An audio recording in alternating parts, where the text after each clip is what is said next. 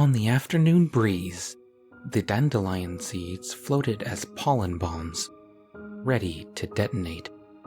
The children ran through the short grass, trying to avoid them, but most were unlucky. The seeds' delicate contact causing them to explode with vengeful fury. The field of hungry wildflowers were soon painted with the scattered fragments of the young. Swaying grasses leaned over and drank the immature blood. 7 of the 30 children survived, breathlessly reaching the end of the savage meadow. They rested on the crumbling road that separated the wildflower field from the crop field. A defeated Ford Cortina nestled in a nearby ditch, smothered by pumpkin vines feeding off its metal shell. One of the girls, Mara, grunted and pointed down the road. Another, Polly, shrieked and pointed the other way. The argument was settled when Mara pushed Polly into the crop field. The remaining 6 laughed and shouted in guttural speak as they watched Polly be dismembered by the pattypan vines. The squashes clamped onto their victim's body to feed. The sun rarely slept in these summer months. Near permanent daylight buoyed the plants with vigor, and the frequent rainfalls surfeited their thirst. Eons of adaptation and genetic strategy had made the plants resilient, dangerous, and single-minded. Mara opportunistically grabbed a large, fleshy part of Polly that hadn't been secured by the greedy pattypans. The children fought over it, gorging on the human shrapnel, blood smearing the road. The other children now looked up to Mara. For now. After feeding, they walked along the road. They watched the wind escorting the myriad sizes of pollen, ranging from the invisible to that of a grapefruit. They sought soil rather than hosts. The children, always dressed in what protective clothing they had stolen or inherited, kept their distance where possible. As the few short hours of night arrived, the children lit a fire. Crackling in a flame, the dry, living branches wriggled, crying out as they slowly burned. The children grunted like swine as they huddled around for warmth. When she awoke that morning, the 2 boys were missing. Mara was about to leave without them when they reappeared, covered in strawberry leeches and squealing in pain. The boys were parsnip white in color, the blood slowly being drained out of them. The 4 girls left them behind and continued on. They soon reached the end of the road and happened upon a warehouse. All 4 snorted and bared their rotting, mold-green teeth in pleasure. There might be food inside. Entering, the girls were fearful. Inside, the floor was wet with lichen. Mara pushed one of the girls onto it, who slipped and landed face down. It consumed her unapologetically. Before the other 2 could run, they too were thrust into the carnivorous fungus. Mara watched their exquisite demise. She walked back into the sun and removed her clothing. Her skin split just as a ripe seed discards its outer shell. And then she bloomed gloriously as the first and only human flower. I decided to get some ice cream on a whim. It didn't matter that it was already in the 50s in San Francisco. Who doesn't like a little fog and mist with their ice cream? I need to stop asking rhetorical questions. It's an annoying habit. Anyways, I didn't normally walk that route. Not at 8 p.m. on a weekday. But I did walk that route, and I did see her. I saw her walking towards me like out of a movie. The chill wind blew back her hair a little bit, and she was wearing a beanie like she always did when we were together. Her coat was that baggy corduroy with the high neck, the kind of jacket that's cute, but almost disgusting in its grunginess. I had imagined this sort of scenario a few times. I had imagined her shuffling back into my life. She always had this really annoying habit of dragging her feet. She used to always trip if she had too much to drink because her shuffling would just get worse and her heels would stumble over the cracks in the pavement. It was a maddeningly endearing quality she had. "Ava!" I yelled at her. I was maybe 20 feet away, maybe a little overeager in my introduction, but it was like she didn't hear me. "Ava!" I yelled again, quickening my steps toward her, and this time she looked up. She stopped walking. She took a step back. "Ava," I said. "I thought that was you." "Excuse me," she said, voice quivering. "I think you're mistaken." She took another step back. I reached out to her. It was her. She must not have recognized me in the lighting. Her voice was the same. Her look was the same. I smiled. "Ava," I said, "don't be silly. It's just me. It's been forever. I just wanted to say hello." She stared at me, hard. I shifted. I hadn't thought things were so unamicable between us. "I don't know you," she said, and this time, her voice was hard and angry. "Ava," I said, "I'm sorry, I just wanted to say hi." "I don't know you," she said, almost in a scream. I jumped back. She turned around to walk away. "Wait," I said. I ran up to her and grabbed her shoulder. She flinched. "Wait," I said. "Just let me buy you dinner. I know things could have ended a bit better between us, but I also know you are who I think you are. Here, give me your phone." She pulled away. "Don't touch me." "Ah," I said. "Okay, fine. Are you free tomorrow? If so, meet me at the La Taqueria. Meet me at 6. I'll buy you a burrito. That's the least romantic thing we could ever do. And there'll be lots of people around." I paused, trying to soften my voice a bit. I sounded so desperate. "I just want to catch up." She walked by me quickly and glanced once back to make sure I wasn't following her. The next day, I was distracted at work. I kept thinking about my meeting with Ava. Why had she pretended that she didn't recognize me? I was a bit shook. Why did I insist she meet up with me for dinner? I thought back to the last time I had seen her. She was leaving my apartment, headed for a bus ride to Los Angeles.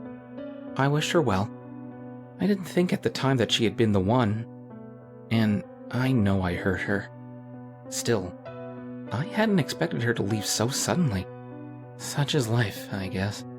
I was just keeping her around for my ego. But the thing about Ava was that the longer she was gone, the more I realized how much better she made things.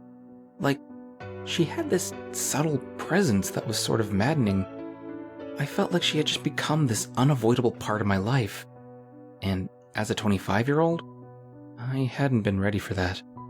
It had been hard dumping her, because there really wasn't anything wrong with her. I just wanted someone exciting, someone who would keep me on my toes. She accepted everything about me, and it was boring. It was so boring. Well, if it was so boring, then why was I walking to La Taqueria? Why was I leaving 20 minutes earlier than I needed to? I was curious what brought her to the city. Curious as to what she was doing now. I wanted her to be doing well. I waited outside the door. It was really cold outside, but I was sweating, so I didn't mind getting some air. People looked at me as they walked inside. I held the door for a few. The girls smiled at me. I tended to have that effect on them. Even I'll admit that I'm handsome, as douchey as that sounds. She didn't show at first. I was disappointed, but I stayed just in case she was running late. Ava had always been punctual, something that used to bother me. If I say come over at 6, I'm probably not going to be free until 6:30. Everybody knows that. Well, maybe she finally got a clue, because she showed up at 6:25. Well done. I thought. She learned a thing or two from dating me after all. I smiled at her. It was a little weird. Maybe I was misremembering? But she looked the same as she had the night before. Her black boots were the same, her jacket, and I guess I don't really know what pants she had been wearing. But there was her beanie too, and her makeup was the same. Whatever, I thought. If she's visiting, she probably doesn't have many clothes packed. The thought of her just visiting made me kind of sad. "Hey, pretty lady," I said, holding out my arms for a hug. She had always liked that, but this time, she smirked. Not the nice kind of smirk. It was like a, "you're making an idiot of yourself" smirk. I frowned. Jay, she said, smiling. Sorry to keep you waiting. I laughed. I knew it, I shouted, going to hug her. Why did you pretend not to know me? She shrugged. I wasn't expecting to see you. It caught me by surprise. She paused. I didn't think I wanted to see you again. I smiled. Well, I'm glad you changed your mind. What would you like to eat? She looked at the line. Oh, nothing, she said. Ah, come on, I countered. Since when did you stop liking burritos? It was almost our turn. I don't really eat burritos anymore. I still ordered what I thought had been her favorite. She looked at me, almost angrily. I told you I don't eat these. I waved her off. You don't have to, I said. I'll just finish it if you don't. We sat down. It was packed, per usual, and the table was dirty. She seemed uncomfortable sitting. She reached out for the burrito. She looked surprised when she took a bite. Wow, she said, chewing slowly. It's as good as I remember it. I chuckled. How long have you been away from San Francisco? I asked. She stiffened. Well, she said. I've been here a while now, to be honest. Not sure how long exactly, but, at least a few months. What happened to LA? I asked. She looked at me. I guess I wasn't meant to make it in LA. We sat there in silence. I started to blabber on about what I had been up to in the years since I'd seen her. She seemed very interested. She chewed the burrito slowly, much slower than I was eating. I could tell she was savoring it, and that made me pleased. I was happy that the way to her heart was still food. Like before, the more time I spent time with Ava, the more I started remembering the things I loved about her. The way she blinked twice when she was confused, or how she rested her face in both hands when she was deep in thought. I started forgetting why she had left in the first place. Had I really dumped her? I looked into her face. It was still beautiful. Damn, I had let a good thing go. I shook my head. Hey, I'm really sorry about how we left things, I said. I didn't mean to hurt you. Her body language changed. You're sorry? She said, slowly, like she was being sarcastic. You're sorry? She looked angry. Yeah, I said. You shouldn't have gone. You know me, I push away people I care about. I tried to grab her hand, but she snatched it away. I told you not to touch me, she almost snarled. I was hurt. My bad, I said. Should we grab a drink or something? I have a feeling that could do us some good. Or at least you'll be drunk enough to not remember the stupid shit I say. I didn't think she'd be down, but luckily, she followed me out. I took her to a spot near my apartment, a spot we hadn't been to together. I don't remember this place, she said. Yeah, I said, after ordering an old-fashioned and a beer for myself. I figured you could see something new. I know we used to always go to Trip Dog. I wanted to take you near my new haunts. I ordered a rum and coke for her. She took a sip and then shuddered. It burns my throat, she said. I chuckled. Come on, you used to drink like a champ. For the first time that night, she laughed. It was a great laugh, with her head thrown back to the sky.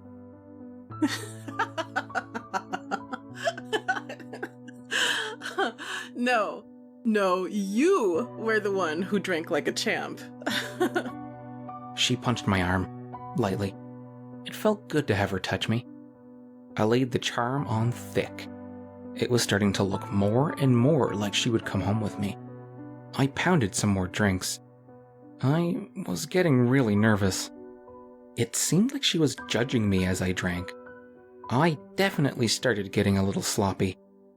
I invited her back, thinking she wouldn't agree anyways, but she did. Where are you staying? I asked her.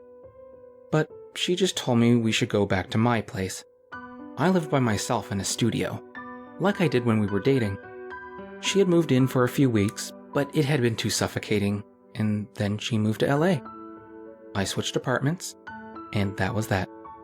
My furniture arrangement was basically the same though, and she looked a little spooked. Did you airlift your shit here? She asked. It's just how I remember it. I shrugged, kicking some clothes on the floor into my closet. I was never the neatest. Do you want something else to drink? I asked her. I could hear the slight slur in my words. She smiled. You sit here, she said. Just tell me where you keep your glasses. She must have remembered that I always kept my alcohol above the fridge. That made me smile. Sure thing, I said. Shelf to the left of the fridge. I could hear some rattling from the kitchen. She came back with 2 glasses filled with bourbon. Her hands were trembling slightly, and I wondered if she was nervous too. That made me feel a bit better. Ava, I said. I've really missed you. I'm so glad we ran into each other. I took a swig, wiping my mouth messily. It's like it was meant to be. She looked at me, grinning slightly. Yes, she started. I think you're right. It was meant to be. I hugged her. She stiffened, and I was going to say sorry, but I knew she couldn't resist me. She never could. I started unzipping her jacket. It had that high collar. When I saw the bruises, at first I hoped they were hickeys, but then I could make out the finger marks. What the fuck? I said. She was looking at me. What? She asked. Aren't you going to keep going? You always kept going before. I was confused. What happened to you? I asked. She smiled. Aren't you going to tell me you love me? She asked. Aren't you going to keep pretending that everything is fine? That you didn't hurt me? I was confused. What the fuck is this? She unzipped the rest of her jacket. There was a knife, my kitchen knife, hidden within the jacket. Don't you remember? She asked. Don't you remember telling me how easy it would be to dump me somewhere where nobody would find me? Like near the ice cream parlor where you left me last year? She grinned. I turned to make a mad sprint for the door, but she was ready. She stabbed me in the back. I gasped and fell down in agony. She stepped on me, pinning me down. Don't you remember, Jay? She laughed. I was supposed to go to LA the very next day. I would have fucking walked right out of your life. But you couldn't handle me leaving on my own accord. I always did everything for you. I did everything you said. She twisted the knife more, and I groaned. Oh, when I finally couldn't take it anymore, when you fucked up my life and isolated me from all my friends here, I got the courage to leave. Either way, I would have been out of your life. So why did you have to kill me, huh? Now, I could hear a cry building, but I was too panicked to feel bad. There was no way what she was saying was true. She left me after I dumped her. She left me after I dumped her.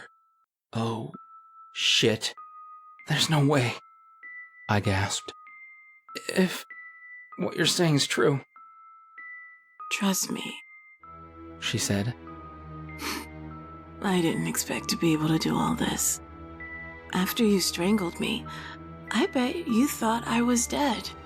The last thing I remember is you tying the bag. I was still alive, you know. I was still alive when you fucking dumped me. I had to die smelling trash. I have been wandering those fucking streets for a year. I thought it was my purgatory, my damnation for wasting my life on such a sorry loser of a person like you. I started circling near the spot you dumped me, wondering if I could find out what happened to my body, if anyone ever found me. I couldn't touch anyone. People couldn't hear me, and then I run into you. And you can see me. You can hear me. And other people can see me. It's so fucked that even now, you're the person that makes me seen. Makes me feel alive. But you know what? I'm not alive. I'm dead. And it's more worth it to me to see you suffer than it does to feel alive. She shook her head. I can't believe you went back to the spot. I can't believe I finally get to leave you. She made me type this all. She made me call the police and confess. I figured it would be better to have a chance at survival and spend my life in jail than it did to die with her driving a knife into my back, over and over again. Maybe I'd share her fate if I let her do that.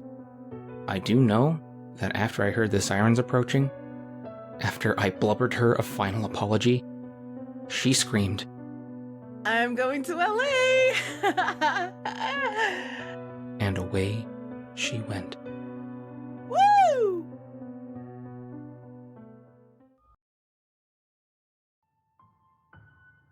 The cyst beside Kevin's left eye had grown to painful proportions. It now stung so bad he had to sleep with the right side of his face pressed against the pillow. One morning, he awoke to find the cyst had sprouted a tiny eye. By the time he got to the hospital, it had developed a second eye, nostrils, and a thin set of lips. Kevin begged the doctor to remove it, but he wouldn't. Not until they understood what they were dealing with. Reluctantly, Kevin agreed to stay overnight for observation. The following morning, he felt a tickling sensation. Without thinking, he rubbed the left side of his face and felt something peculiar. It was a tiny pair of hands and feet. Kevin rushed to the mirror, then screamed. Growing from the left-hand side of his face was a prenatal baby, attached to Kevin by the right-hand side of its face. Kevin told the doctor if he didn't remove the thing right away, he'd cut it off himself. The doctor rushed Kevin to the operating room and prepped him for surgery. Before the doctor could make the first incision, the cyst opened its mouth, smiled, and said, "Hi there, I'm Kevin." It had such a cute voice. The doctor couldn't bring himself to perform the procedure. The cyst would have to stay. In the space of a few short weeks, the cyst grew into a full-blown adult. And what's worse, it looked exactly like Kevin. At first, Kevin's family and friends were uncomfortable with there being two of him, but eventually, other Kevin won them over with his charming personality. It wasn't much fun for Kevin. Other Kevin constantly interrupted his conversations, and whenever Kevin told a joke, other Kevin would repeat it right after and get a bigger laugh. The final straw came when Kevin's girlfriend decided she wanted to start seeing other people. And by other people, she meant other Kevin. Kevin begged countless doctors to separate him from other Kevin, but no surgeon in the world would dare attempt such a reckless procedure. Just when he thought things couldn't get any worse, Kevin started shrinking. Now whenever he and other Kevin walked around, other Kevin had to tilt his head to one side so Kevin's feet could touch the floor. Kevin's friends started sending event invitations to other Kevin instead of him, and they ignored Kevin when he tried to join their conversations. He continued to shrink, becoming little more than an infant with a wrinkled, adult face. Now, whenever other Kevin went outside, people did their best not to notice Kevin at all. Before long, he completely shriveled up and receded into the space beside other Kevin's right eye. One morning, other Kevin looked in the mirror. His unsightly growth had almost disappeared. It no longer hurt when he put pressure on it. He leaned forward, pinched it between his thumb and forefinger, and gave it a gentle squeeze.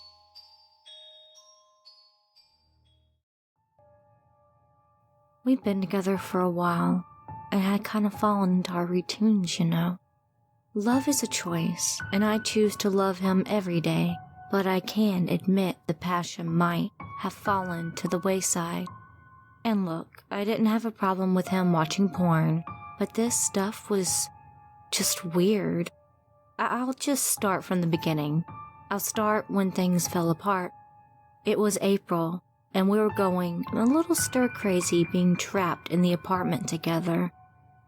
Both of our jobs became work from home, and suddenly we had way more free time than we knew what to do with. I tried to maintain a decent sleep schedule out of some clawing yearning for normalcy, but he stayed up all night. Sometimes I'd wake up when he finally came to bed, and I'd see that it was 5 to 6 in the morning. He'd sleep until late afternoon and do it all over again. I admit I was frustrated with him. I was lonely and our sex life had completely dropped off the map. I decided to confront him one night. After I'd been tossing and turning, unable to sleep, I went out to the living room and found him jerking himself off vigorously. Think death grip stuff. Anyway, I was embarrassed and went back to bed. But it kept happening every night, and eventually I snapped. I just wanted to be able to walk to the kitchen without seeing whatever beautiful woman my boyfriend preferred to me, you know? So I just walked to the kitchen one night, flipped on the light, and made it obvious I was up. And well, he didn't stop. It was almost trance-like. I stood in the kitchen and said his name over and over again. But he didn't hear me, or chose not to. He was watching some kind of spiral video thing. I figured maybe he had a hypnosis fetish. Not super weird in the grand scheme of things, but it was new to me. I googled it and tried to incorporate it into the bedroom, but he just brushed me off as always.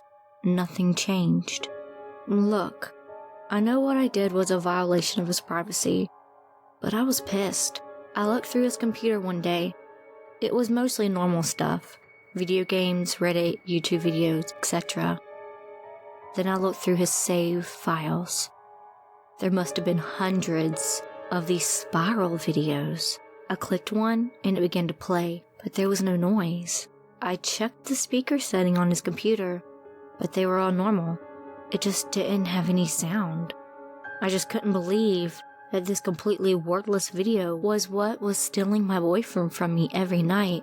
It wasn't even porn, for God's sakes.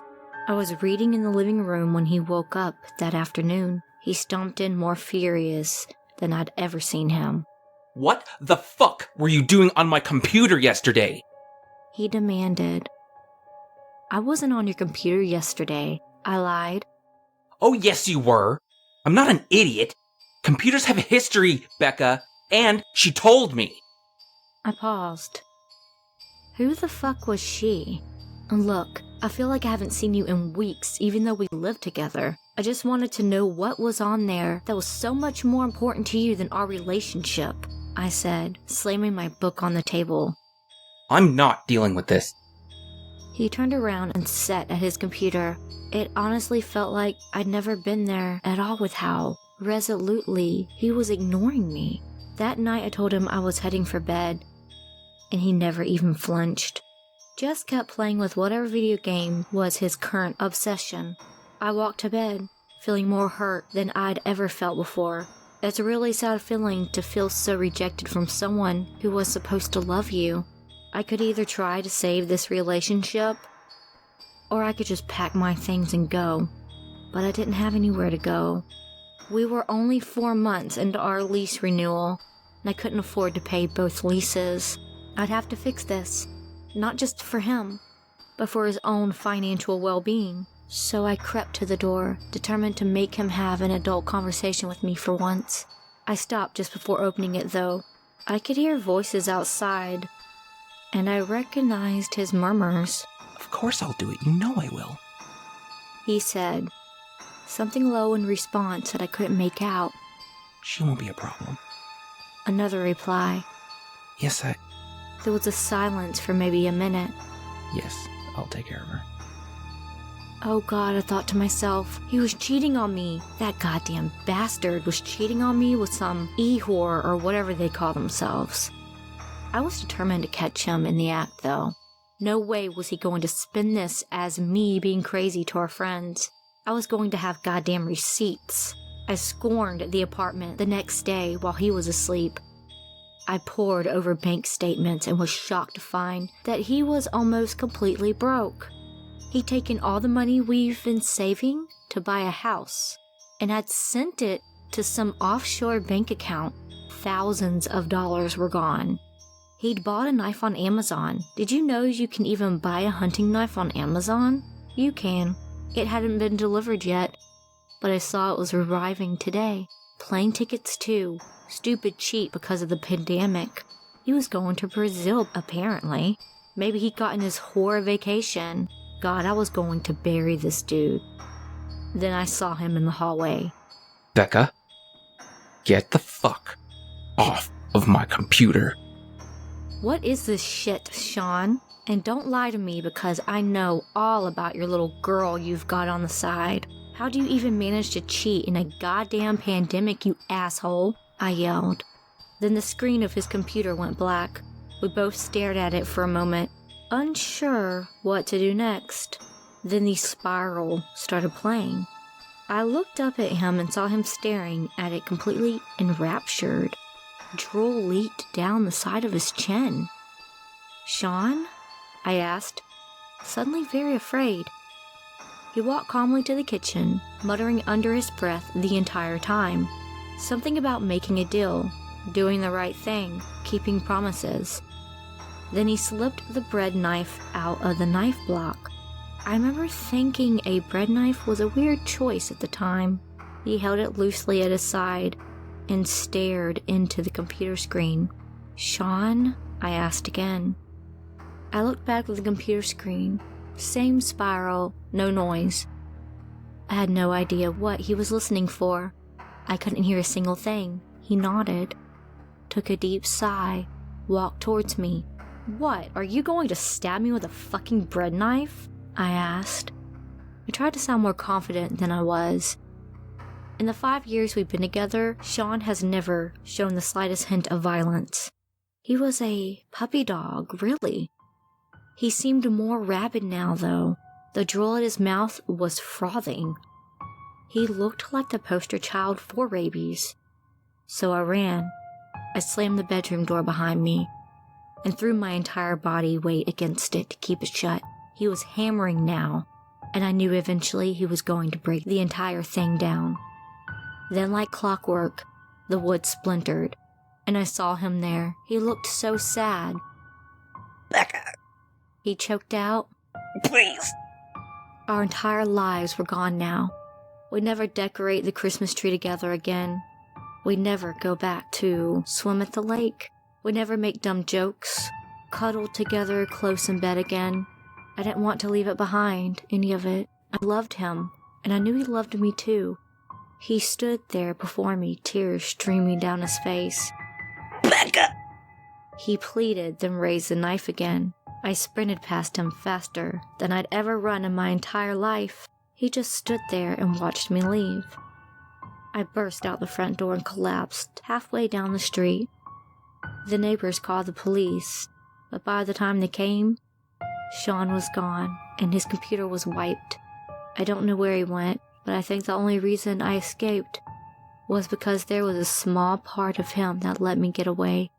Everyone chalked it up to domestic abuse, but I know Sean's mom never really believed me. I moved away, changed my name, and changed my entire life. I was panicky and didn't leave the apartment, terrified I'd see him somewhere on the street, but still hoping I'd see him and he'd be okay again somehow. It was okay for a couple months, until I got an email. No subject, no sender even, just a file. I knew what was inside.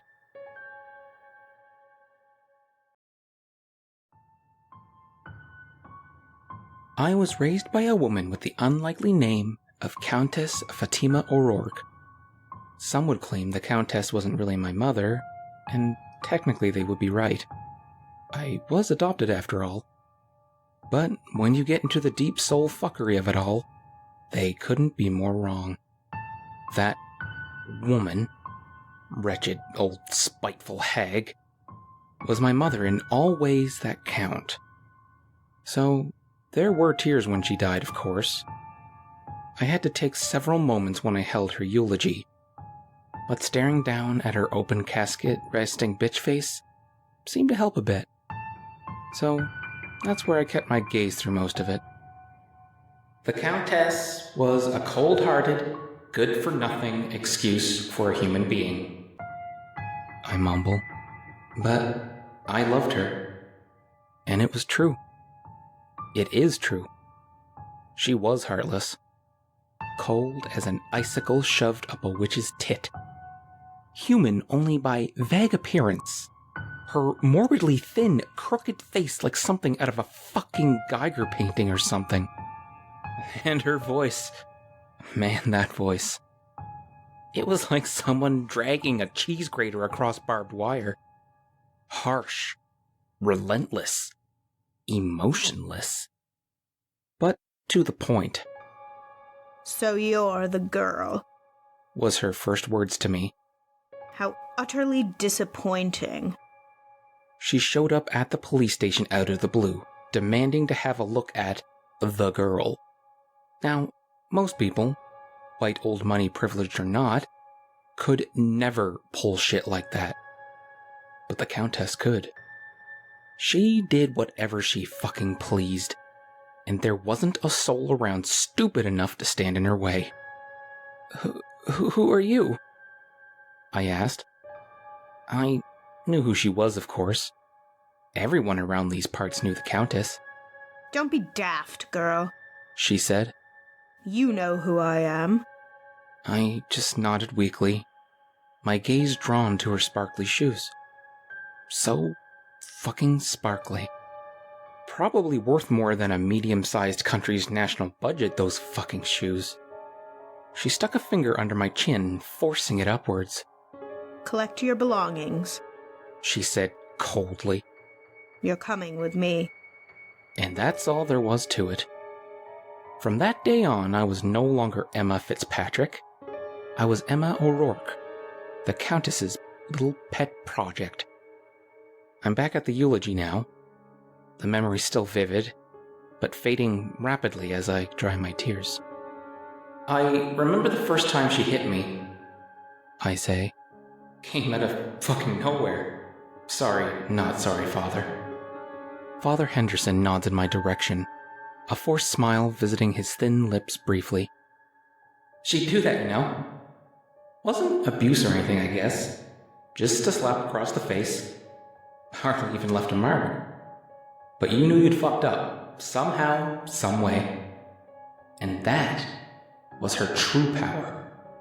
Instilling that fear of God, fear of Countess, deep in your heart. I was 13 years old. A little brat, really. But an orphan brat, given that the police had long since stopped looking for my missing parents. And you're not supposed to discipline orphans like that, I think. She didn't fucking care, though. I was in her house, under her care, and she made damn well sure I followed every last one of her ridiculous rules down to the detail. Ow! I whined. What the fuck was that for? The slap was weak, low effort. More of a mistargeted high five against my chin than anything else. But it came from a grown-up. An adult. A countess. That shit hurts, you know? Inside you. Mind your language, girl. She spat. And that was for this. She said, gesticulating towards my wrinkly-ass bedsheets. Is this your idea of making a bed? If it is, your parents failed you more than I'd originally thought. You take that back! I yelled. I will do no such thing, girl. She grimaced sourly. Now get that bed sorted post-haste. O'Rourke's never leave so much as a single crumb behind to be scrutinized by our lessers. I didn't know it at the time.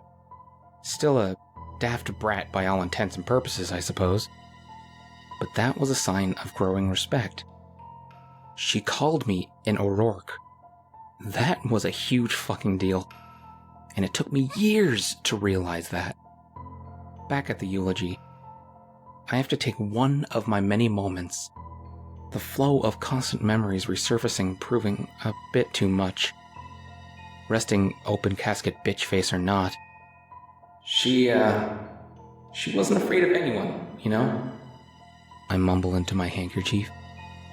Not even when my asshole uncle showed up on her doorstep. Rifle at the ready and everything. Did she flinch? I hadn't seen my uncle for years, and I counted my blessings for that fact. He was a true fucking asshole. Neck as fiery red as they come.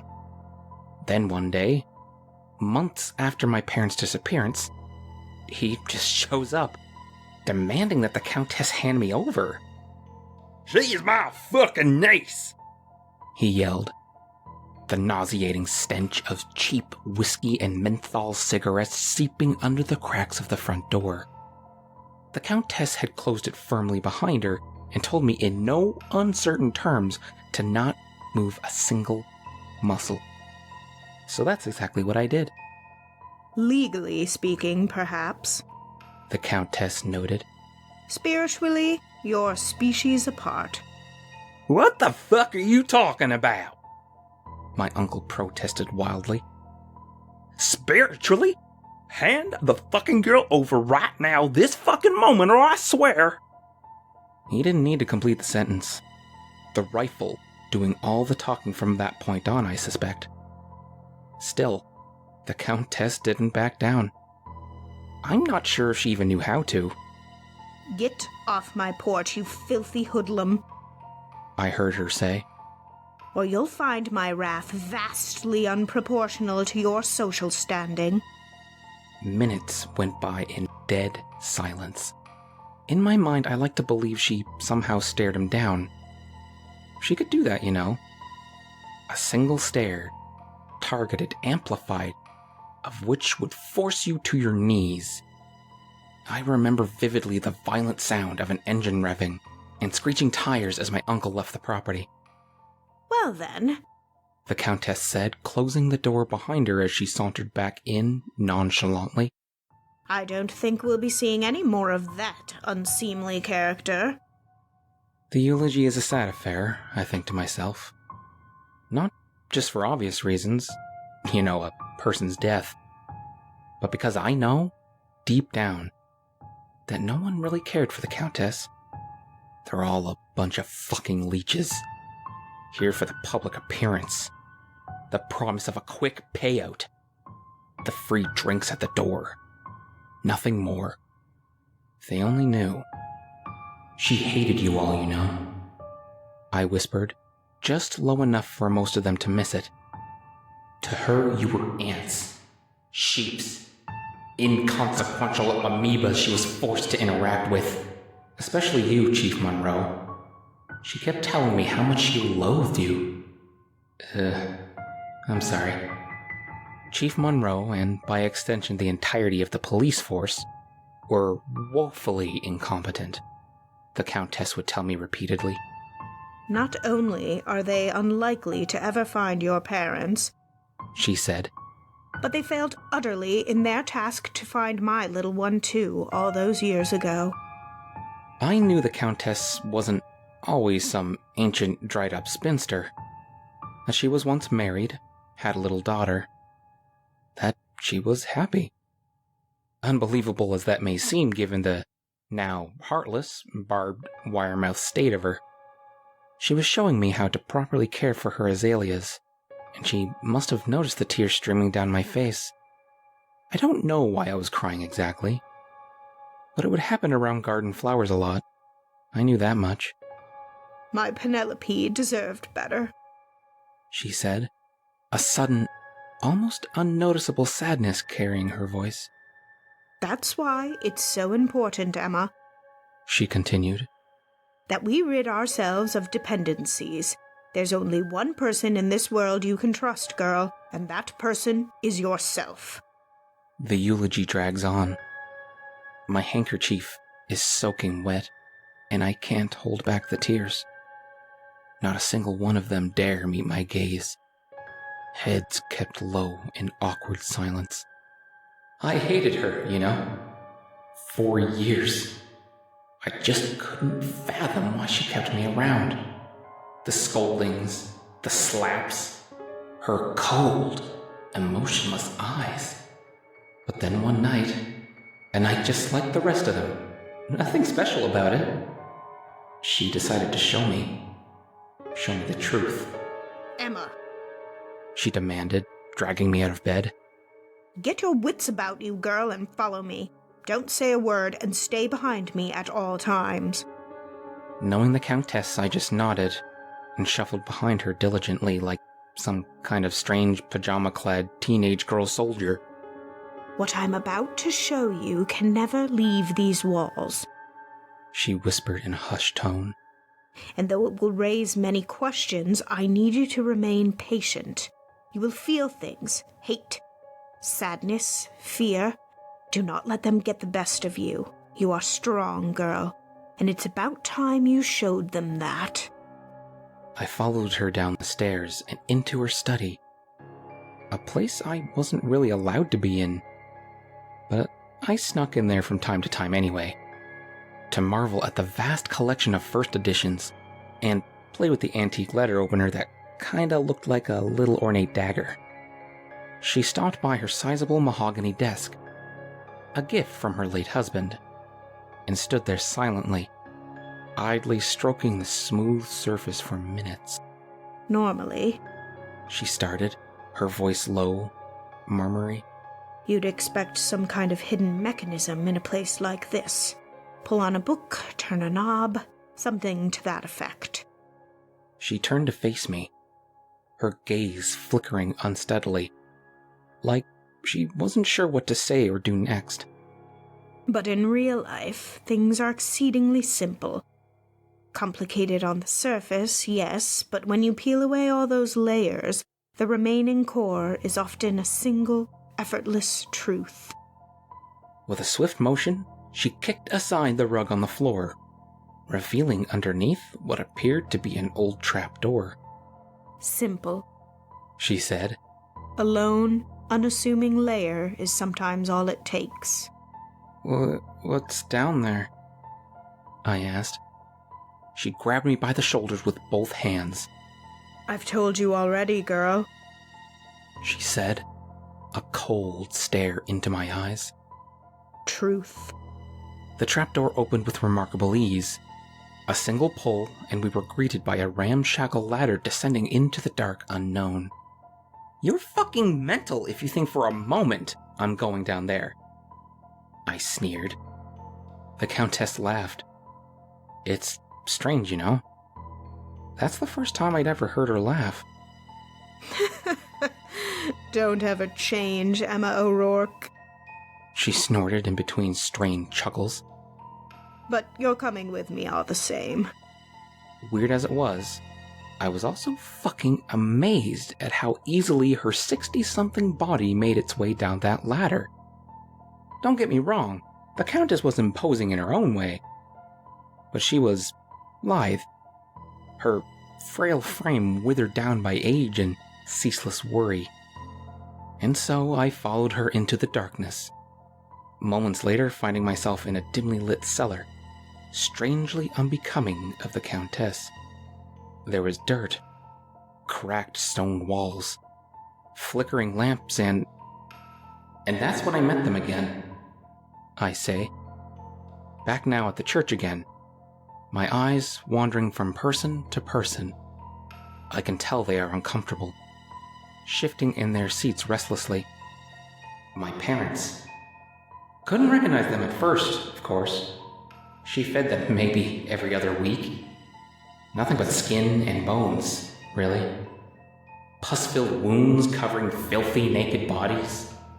The sight of them fucking overwhelmed me, I don't mind admitting. It was like a punch to the gut, and it quickly sent me doubling over to the ground. I figured it was about time you three got acquainted, the Countess said darkly. Emma, meet the Fitzpatricks. Fitzpatricks, this is my daughter, Emma O'Rourke. Emma, my mother muttered, her pained voice barely audible. Her eyes were a deep shade of red, drool and snot dribbling down her morbidly skinny face in thick streams. Like my father, she was shackled to the wall, hanging limply from big, old, fucking medieval chains. What? I stammered incoherently, gaze shifting back and forth from one tormented parent to the next. Geraldine, James, the Countess said. I demand your undivided attention. Emma here came looking for the truth, and I firmly believe you owe her that. My father's body shook and trembled as he struggled to raise his head. Don't listen to her, Emma, he whispered hoarsely. She's a lying fucking bitch. Oh, am I now, James Virgil Fitzpatrick? The Countess hissed.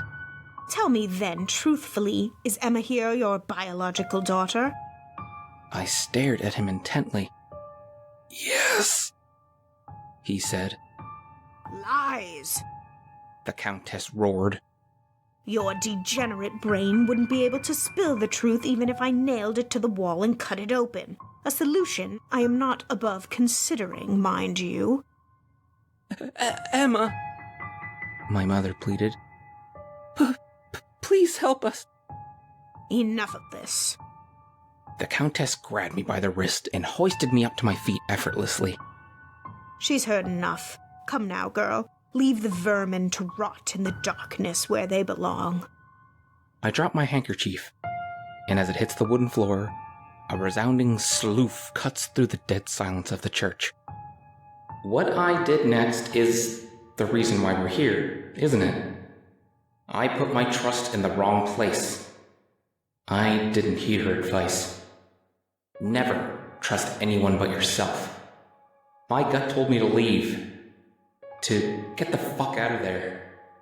But my father, my mother, the keys were right there, just sitting on a shitty wooden table.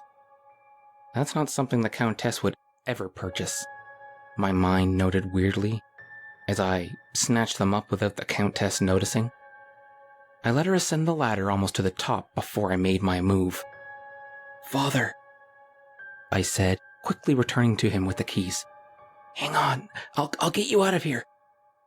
I fumbled with the lock for what felt like an eternity. The fucking keys never quite lining up correctly. "There." I sighed in relief. A sharp click followed by the loosening of chains, leaving us catching our breath in silence. My father scrambled to his feet unsteadily. A look in his eyes I couldn't quite place, but I'd definitely seen somewhere before. "Get the fuck out of my way, girl," he snarled. "I'm gonna kill that fucking bitch." "No, don't!" I started, my weak attempt at holding him back woefully futile. Even starved and abused for months, years, he was still twice my size. He flung me into the wall like I was nothing, and began to climb after the Countess. "You know," I say, gaze drifting again to the open casket. I think she knew I'd do that, on some level. Fucking crazy old bitch. But she knew exactly what she was doing. My father caught up to her in the study, and I don't think I could have stopped him, even if it hadn't taken me god fucking forever to climb that ladder. I heard the screams and the discordant sounds of bookshelves toppling over, but my shivering fingers failed to grip the ladder properly, and I slipped down it again and again. When I finally surfaced, my father had the Countess on her back, his hands wrapped around her neck in a tight squeeze.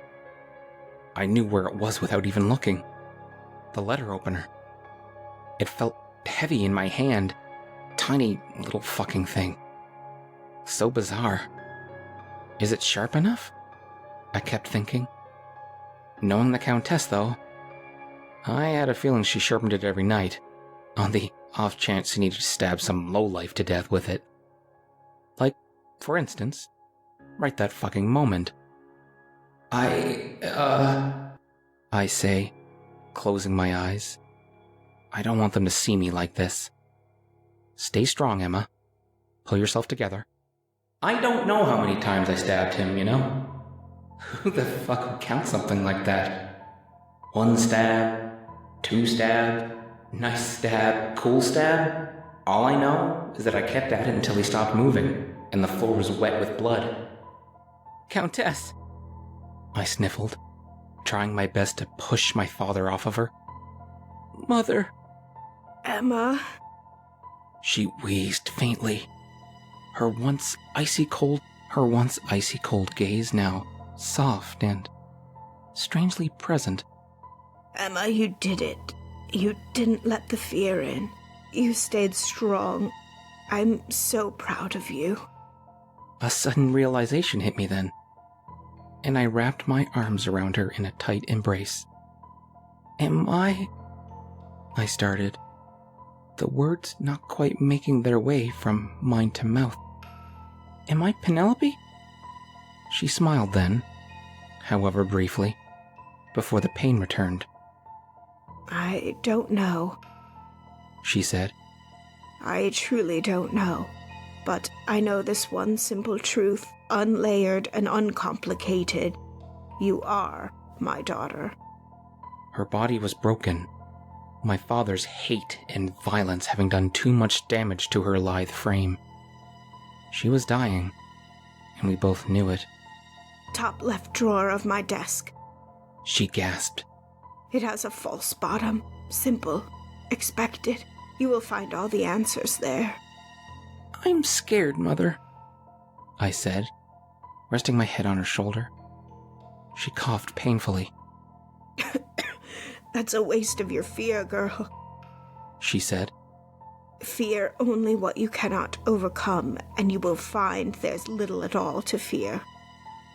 She passed away seconds later, and I will live by her last words forever. You fucking vultures wouldn't understand. You fear everything. You feared what I'd find in that drawer. You feared what I'd do with the truth. You fear me even now. Yet, I've made sure the world will never learn what happened here. You fear me because I let my fake mother rot and die in that godless hole under the study. All you do is fear. The Countess had kept herself busy after her daughter had disappeared. She said it herself.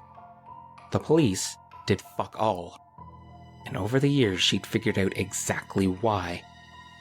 But before opening that particular can of worms, she had to deal with a domestic issue. As she so elegantly put in her notes, fucking crazy old bitch. You know how it went by now. Maybe you knew from the start. The ransom letters to the Count, the ones he refused to acknowledge or even show to his wife. Poor little Penelope. Not even worth half her weight in gold in that shitty old bastard's eyes. You all suspected it, I figured. That she fucking killed him. Could never prove it though. And even if you could, I don't think a single one of you would have had the balls to do anything about it. It's getting hard to concentrate. But we're at the final stretch now. Soon I will be free. Maybe for the first time ever. And it's all because of you, you demented old hag. All because of you, Mother. My parents had been doing it for years. Kidnapping innocent children of the filthy rich. Ransoming their way into a small fortune that they continued to piss away on drugs and alcohol and all the fucking cliches. But what happened to all the Penelopes? To the little ones with parents who couldn't fucking bother to part with their wealth? You guessed it. You knew it. Buried in the back garden, under rose bushes, azaleas, the fucking weeds. Dozens of tiny bones and skulls. Beautiful lives never lived because of them. Because of you. The screams sort of take me out of the moment. But I can handle it. Am I one of them? Am I Penelope? In truth, it doesn't matter. What matters is that you, all of you, help them cover that shit up. Money for silence. So easy. So simple. No real layers to it. A core of corruption and greed. I'm so glad you all made it here, though.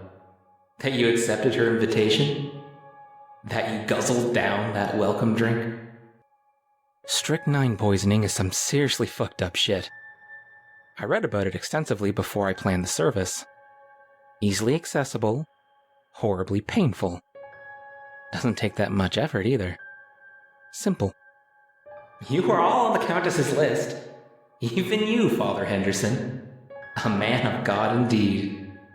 You fucked up, didn't you? This is what happens.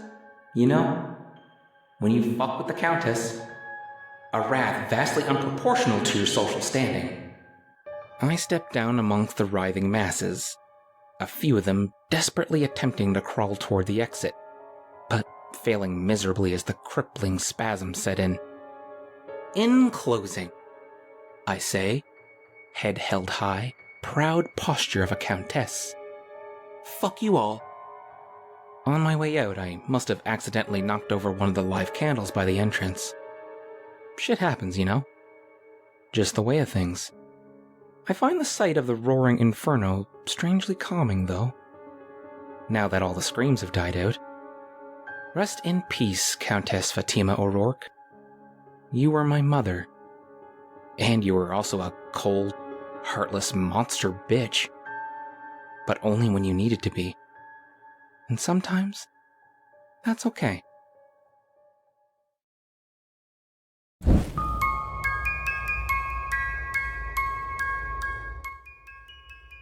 Like the video if you enjoyed the content, and subscribe if you're new for weekly creepypasta and true scary stories. Every episode is uploaded to the SilverThreads podcast if you prefer just the audio. If you'd like to support me, I have a Patreon. Links in the description below. Thank you all for listening, and I'll see you next time with another story.